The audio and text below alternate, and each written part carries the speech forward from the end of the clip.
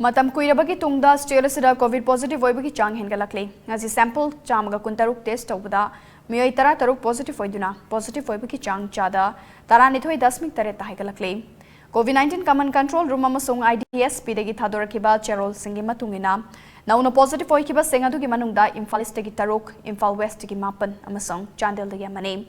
Nauna positive oikiba miyoi singa sika tharaga state asida COVID positive oikiba punba masing lak ama lising kuntra taret chani ga mautra taret yore.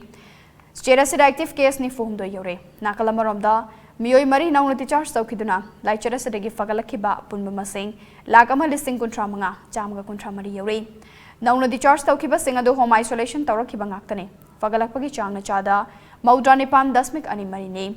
Cherol singa sina makha taraduna Laichara sidagi mi sibadi makhatana thengna tabaga loinana sikheba punba masing lisingani chamaga kunda dumak leide.